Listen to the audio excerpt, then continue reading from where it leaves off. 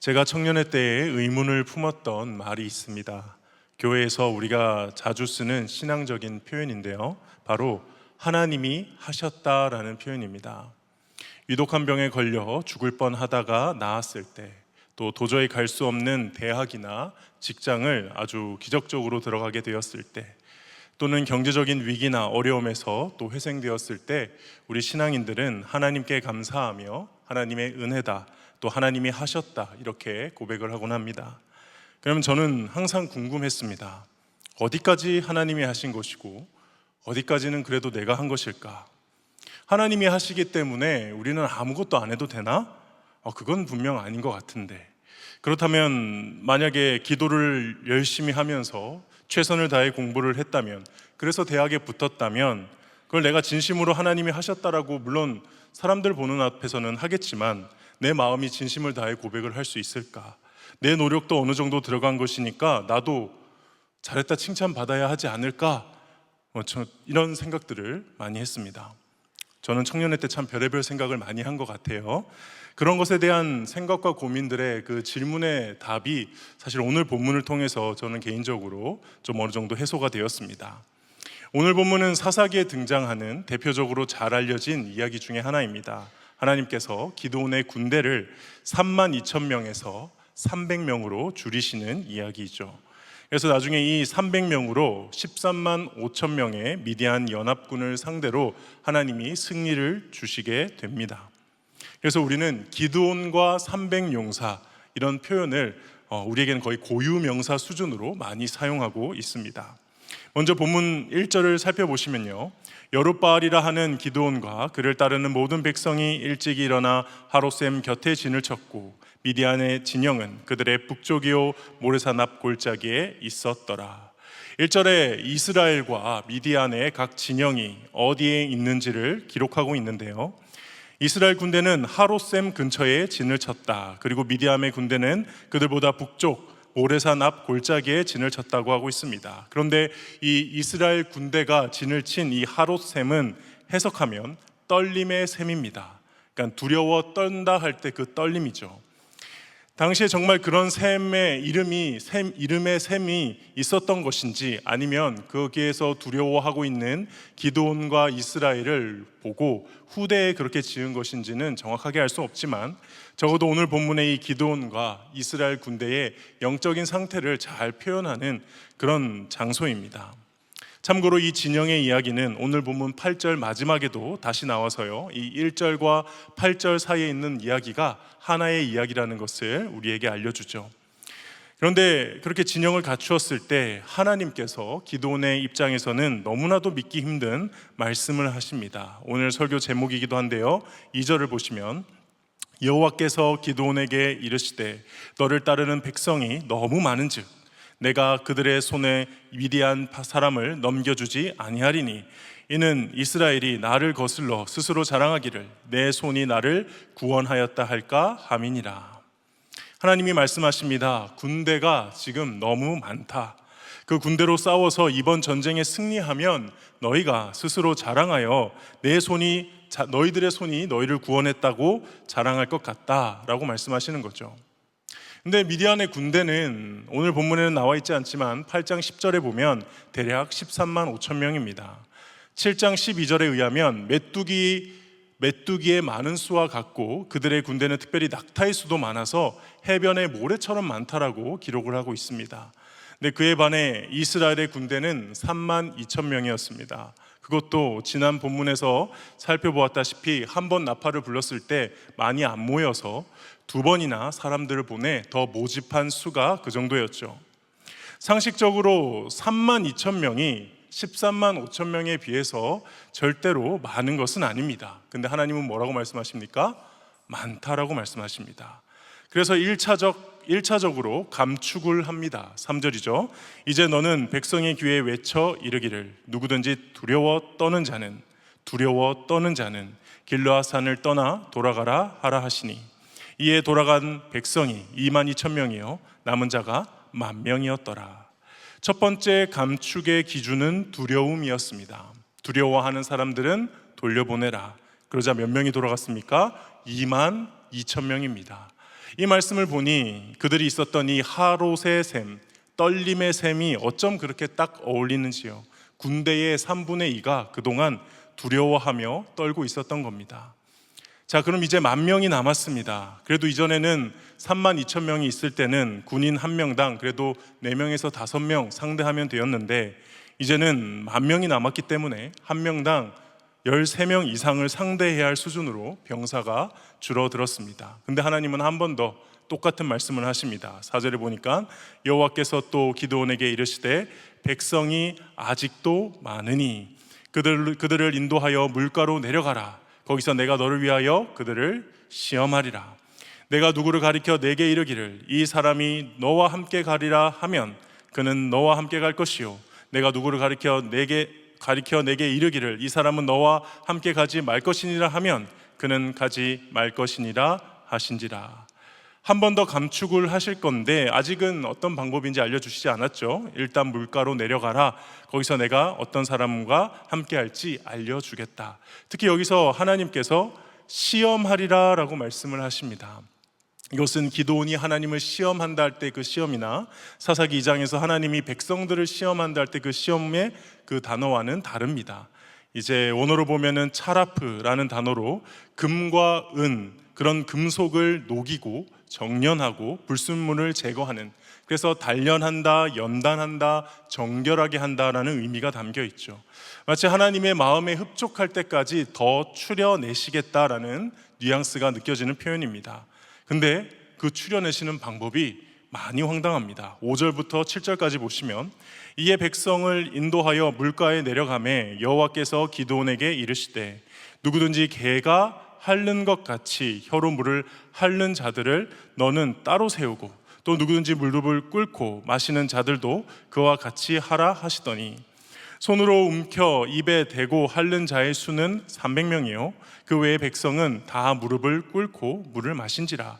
여호와께서 기드온에게 이르시되 내가 이 물을 핥아 먹는 300명으로 너희를 구원하며 미디안을 내 손에 넘겨주리니 남은 백성은 각각 자기의 처소로 돌아갈 것이니라 하시니. 기준이 좀 복잡해 보이는 것 같지만 사실은 간단합니다. 뽑힌 사람은 어떤 사람입니까? 혀로 물을 핥아 먹은 사람입니다. 뽑히지 않은 사람은 어떤 사람들입니까? 무릎을 꿇은 자들입니다. 그래서 그 뽑힌 자의 수는 고작 300명이었습니다. 근데 이 구절들이, 이 구절에 대해서 해석하는 주석가들이 좀 많이 갈려요. 어떻게 갈리냐면은, 왜냐하면 이게 좀 표현이 좀 애매하다고 생각을 하는 것 같습니다. 가장 오해가 되는 것이 개가 핥는 것처럼 그렇게 혀로 물을 핥는 자들이라고 하니까, 우리가 실제로 개가 물가에 가서 물을 먹으려면은 보통 개는 이렇게 네 다리로 걸으니까 이렇게 엎드려서 물을 향해 고개를 받고 먹는 모습으로 보통 생각을 할 수밖에 없죠. 그래서 어떤 사람들은 지금 여기 있는 사람들이 다 무릎을 꿇었고 그 가운데 혀로 핥은 사람들만 됐을 것이다, 뭐 이렇게 표현을 합니다. 근데 본문을 자세히 보시면 개로부터 닮은 점은 이렇게 기어가는 그런 모습이 아니라 혀로 핥았다라는 겁니다. 그러니까 혀를 사용했다는 것이죠. 반대로 무릎을 꿇고 물을 마시게 된다면 우린 자연스럽게 팔을 이렇게 뻗어서 우리가 생각했던 그 개와 같은 모습으로 물 마시기가 더 쉽겠죠. 물론 무릎 꿇고도 손으로 먹을 수는 있긴 합니다. 근데 여기서 중요한 것은 6절에 보니까 손에 움켜 입을 대고 할 때 이 단어가 원어로 보면은 이 손이 단수로 되어 있어요. 물을 더 맛있게 먹으려면 두 손으로 이렇게 먹어야 되잖아요. 근데 그렇게 하지 않고 한 손으로 마셨다는 거죠. 왜 한 손으로 마셨을까요? 추측컨대 아마도 다른 한 손에는 병기를 들고 한 손으로만 물을 떠서 마신 거죠. 그러니까 한 손이니까 물을 많이 담을 수 없고, 그러다 보니 혀까지 사용해서 이렇게 먹은 겁니다. 차마 강대상에서 그거를 흉내내기가 좀 죄송해서 흉내는 내지 않겠지만 그렇게 먹은 거죠. 그러니까 물이 제대로 못 먹은 거지 않습니까?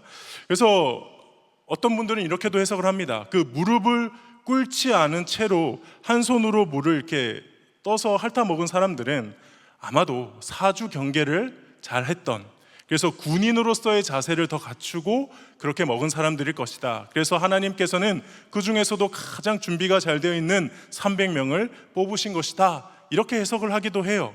물론 그럴 가능성이 없지는 않습니다. 근데 오늘 본문 전체의 주제를 우리는 잘 생각해봐야 됩니다. 주제가 뭐였죠? 이스라엘 군대가 스스로 자랑할까봐 그걸 걱정하셔서 군대 수를 줄이신 겁니다. 그렇게 해석을 한다면 이 300명은 뽑힐 만한 어떤 대단한 능력이 있어서, 그래도 남들보다 나은 자랑거리가 있어서 뽑혔다, 이런 식으로 해석하면 오늘 본문 전체가 말씀하고자 하시는 바가 그 해석이 반하게 되는 것이죠.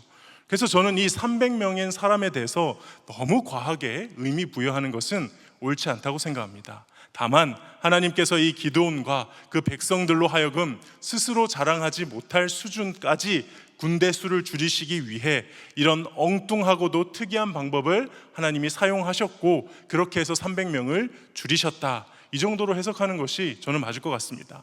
그렇게 군대를 300명으로 줄이고 여전히 수많은 미디안 군대가 이스라엘 군대 앞에 있음을 상기하면서 오늘 본문이 8절로 마무리가 됩니다.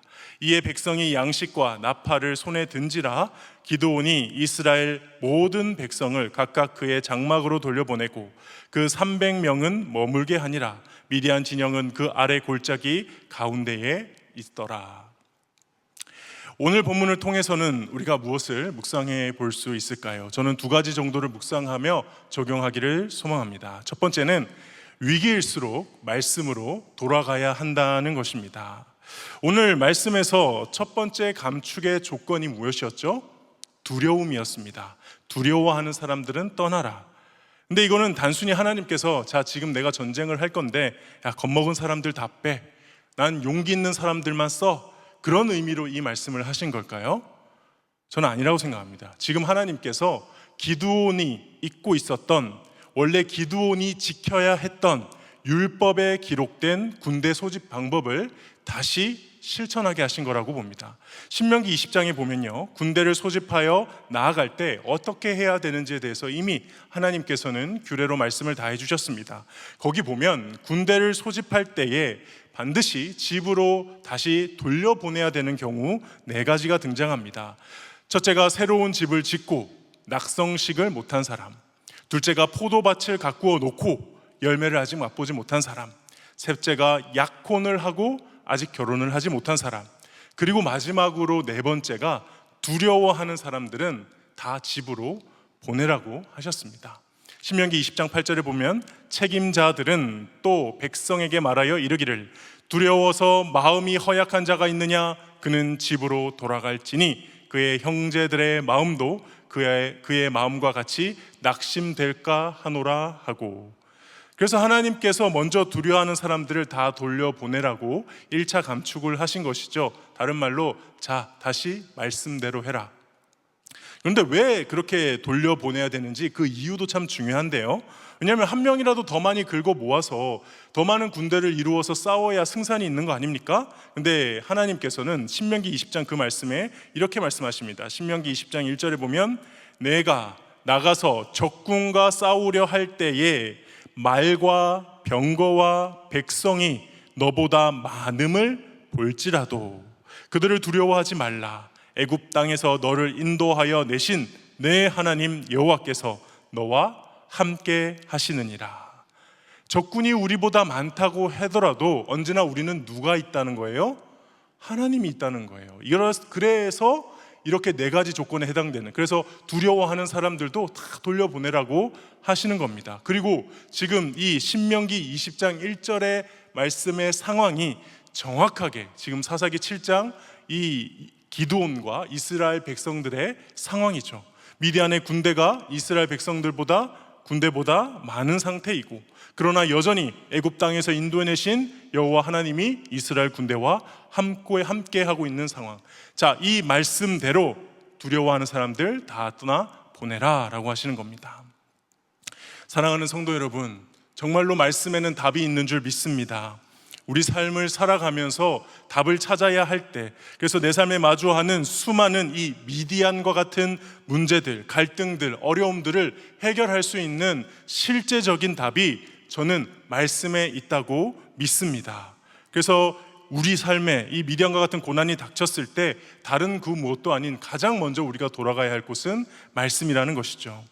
지금은 소천하신 한동대학교 총장이셨던 김영길 장로님이라는 분이 계셨는데, 그분이 학교에서 총장으로 재직하던 때 좀 억울하게 구치소도 가시고 이 직원과 그 설립자와 또 여러 가지 갈등과 어려움 속에서 참 힘든 시기가 많았습니다. 근데 그분이 그때마다 기도를 하셨다라고 했지만, 제가 참 기억에 남았던 장면은요, 그때마다 또 그 총장님은 성경책을 가지고, 특히 느헤미야서를 가지고 골방에 들어가셨대요. 그래서 그 느헤미야서를 탐독하면서 그 문제들을 이겨내셨다고 합니다. 느헤미야가 성벽을 재건하면서 당했던 그 어려움과 고난을 묵상하면서 당신이 소명을 따라 어떻게 지금 인내해 가야 할지, 거기서 어떻게 하나님의 뜻을 발견하고 중요한 문제를 결정하고 해결하려 할 때 그 실마리를 어떻게 얻어야 될지 그 말씀을 통해서 얻게 되었다는 간증을 들은 적이 있습니다.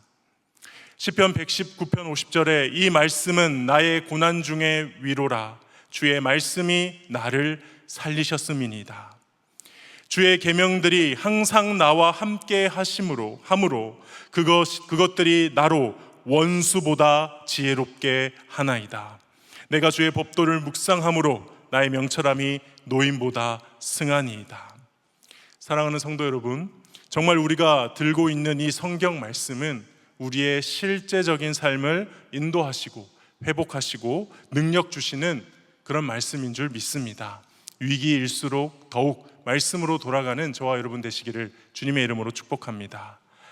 오늘 본문을 통해서 묵상해 볼 수 있는 두 번째는, 모든 상황에서 하나님께 영광을 돌릴 수 있어야 한다는 것입니다. 300명으로 하는 기적적인 승리일 때뿐만 아니라 평범한 승리, 이길 만한 승리를 했을 때도 우리는 하나님께 영광을 올릴 수 있어야 한다는 것입니다. 오늘 본문을 자세히 보시면 이 기드온과 백성들도 두려워 떨며 하나님을 신뢰하지 못했지만, 사실 하나님도 기드온과 백성들을 신뢰하고 있지 않다는 것을 알 수 있습니다. 참 재미있는 부분인데요, 2절 다시 보시면 여호와께서 기드온에게 이르시되 너를 따르는 백성이 너무 많은즉, 너무 많대요. 아까 우리가 다 살펴봤지만은 왜 많다고 하셨을까요? 그만큼 하나님의 능력이 크시기 때문에 내 능력이 크니까 너희는 군대 줄여도 돼, 뭐 이런 의미로 말씀하신 걸까요? 사실 그렇다면 300명도 많습니다. 단순히 하나님의 능력이 함께 계시다면 이스라엘 군대는 한 명도 없어도 돼요. 하나님 혼자서도 다 이기십니다. 실제로 엘리사 시대에 북이스라엘에 쳐들어온 아람 군대를 하나님은 이스라엘 군인 한 명도 사용하지 않으시고 홀로 물리치셨거든요. 그래서 이 말씀을 다시 생각해 보면, 너를 따르는 백성이 너무 많다는 것은요, 내가 능력이 크다, 그러니 나만 믿어라, 물론 이유도 참 중요하지만 더 중요한 이유는 주님이 지금 말씀하신 그대로 이 전쟁 이후에 네가 나에게 온전히 영광을 올리지 않을 것 같아서라는 겁니다. 2절 중반 후반부에 보시면 이는 이스라엘이 나를 거슬러 스스로 자랑하기를 내 손이 나를 구원하였다 할까 함이니라. 다시 말해 지금 현재 기드온과 이스라엘 백성들의 영적인 상태는요, 3만 2천 명으로 13만 명을 이기게 된다 하더라도 마치 화장실 들어갈 때와 나올 때 마음이 달라지듯이 이기고 나면 이거 내가 잘해서 이긴 거라고 착각할 만큼 기드온과 이스라엘 백성들은 하나님에 대한 믿음도 없고 겉으로는 두려워하고 있지만은 실상은 아주 교만한 상태라는 것입니다. 사실 3만 명으로 13만 명 이기면 이거 하나님의 은혜다, 하나님이 하셨다 할 만하지 않습니까? 근데 그것조차도 못할 정도로 기드온과 이 백성들의 영적 상태가 하나님에 대한 무지 그리고 교만함으로 가득 찼다는 것이죠. 그래서 오늘 본문에서는 하나님께서 특단의 조치로 300명까지 줄이신 것입니다.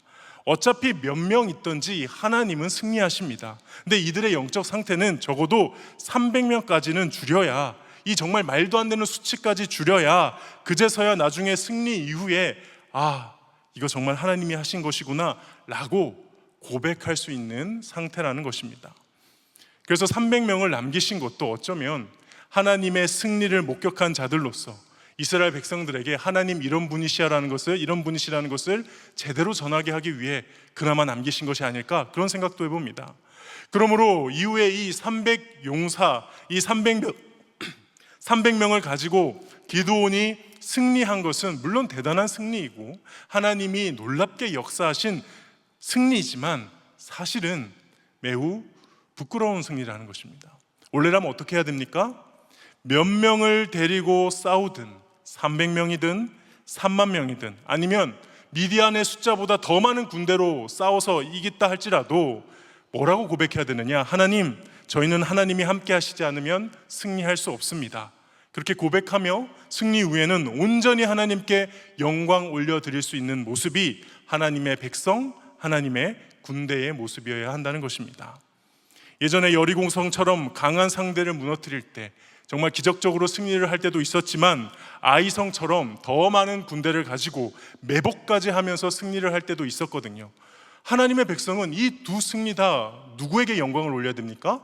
하나님께 영광을 올려야 되며 하나님이 하셨다라고 고백을 해야 한다는 것입니다. 그러므로 정말 신앙이 있는 사람은 이 기드온과 300용사의 놀라운 승리 때만 하나님 하셨다, 하나님의 은혜다라고 하지 않고요, 오히려 아주 평범한 일상에서 때론 나의 노력으로 다한 것 같아 보이는 충분히 이길 만한 승리 앞에서도 진심으로 겸손하게 하나님께서 아니셨다면 저는 아무것도 아닙니다, 하나님만 오직 영광을 받으시옵소서라고 고백해야 될 줄 믿습니다. 말씀을 맺겠습니다. 어디까지가 하나님이 하신 일일까요? 어디까지가 우리가 해야 할 일일까요? 서두에 밝힌 이 질문에 저는 이 말씀이 가장 완벽한 답이라고 생각합니다. 고린도전서 10장 31절에 그런즉 너희가 먹든지 마시든지 무엇을 하든지 다 하나님의 영광을 위하여 하라. 먹고 마시는 것 같이 가장 기초적인 일상도 하나님의 영광을 올려야 한다면 우리 삶에서 하나님께 영광을 올려드리지 않아도 되는 그런 일상이란 존재하지 않는다는 것이죠. 어디까지 하나님이 하신 것일까요? 라고 생각하는 저의 이 머리, 뇌조차도 누가 지으신 겁니까? 하나님이 지으신 겁니다. 이 세상 그 누구도 그 어떤 것도 천지를 지으시고 섭리하시고 다스리시는 하나님의 통치와 은혜가 미치지 않는 곳은 없습니다. 그러므로 내가 공부를 잘해서 대학을 갔다 할지라도 좋은 의사를 만나 병을 나았다 할지라도 300명이 아니라 100만 대군으로 13만 명을 이겼다 할지라도 우리는 마땅히 하나님께 영광을 올려드리고 하나님께만 감사해야 하는 것입니다. 우리에게 일어나는 그 모든 일을 하나님께 온전히 영광 올려드릴 수 있는, 그래서 하나님께서 우리를 바라보시고 오늘 이 기드온에게 하셨던 것처럼 네가 나에게 영광을 온전히 돌리기에는 너를 따르는 백성이 너무 많은즉 이런 말씀을 하시는 게 아니라 너는 너를 따르는 백성과 상관없이 언제나 나에게 영광을 올리는구나 라고 저와 여러분에게 말씀해 주시기를, 그런 저와 여러분이 될 수 있기를 주님의 이름으로 소망합니다. 이 시간 함께 영광을 올리세 함께 찬양하며 주님 앞에 나아가겠습니다.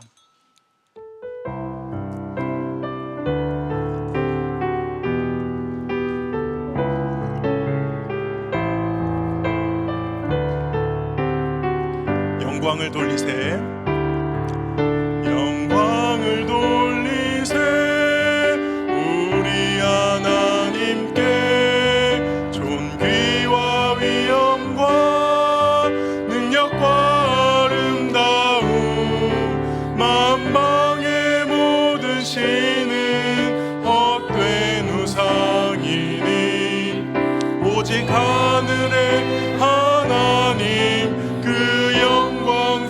다시 한번 찬양했습니다. 영광을 돌리세, 영광을 돌리세, 우리 하나님께 존귀와 위엄과 능력과 아름다움, 만방의 모든 신은 헛된 우상이니 오직 하늘의 하나님 그 영광 찬양해. 주님의 영광,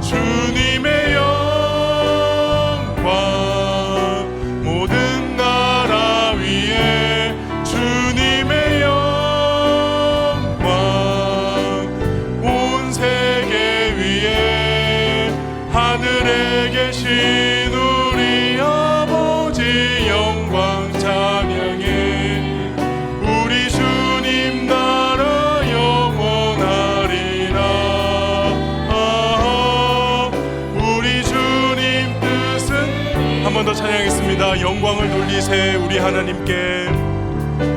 영광을 돌리세 우리 하나님께. 존귀와 위엄과 능력과 아름다움 만방의 모든 신은 헛된 우상이니 오직 하늘의 하나님 그 영광 찬양해. 주님의 영광 주님의 영광 모든 나라 위에 주님의 영광 온 세계 위에 하늘에 계신 우리 아버지 영광 찬양해. 우리 주님 나라 영원하리라. 우리 주님 뜻은 주님의 영광 모든 나라 위에 주님의 영광 모든 나라 위에 주님의 영광 온 세계 위에 하늘에 계신 우리 아버지 영광 찬양해. 우리 주님 나라 영원하리라. 우리 주님 뜻은 이루어지리라. 이 시간 우리에게 주신 말씀을 붙들고 기도하며 나아가겠습니다. 하나님 아버지, 우리에게 닥친 어떠한 위기 상황에서도 말씀으로 돌아가는 지혜를 허락하여 주시옵소서. 내 삶의 모든 문제의 답을 주님의 말씀에서 찾을 수 있는 그 믿음 그 가지게 하시고 언제나 하나님의 나라와 뜻을 나의 삶에 이루어가는 영적 승리를 맛보며 살게 하여 주시옵소서. 또 특별한 체험이 있을 때뿐만이 아니라 우리의 일상에서도 모든 일에 하나님께 영광 올려드리는 저희가 되게 하여 주시옵소서.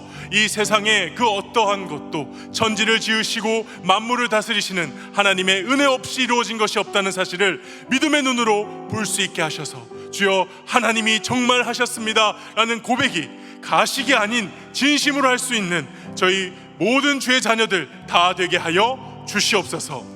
이 시간 다 함께 기도하며 나아가겠습니다. 하나님 아버지 감사합니다. 주님 오늘 말씀을 통하여서 하나님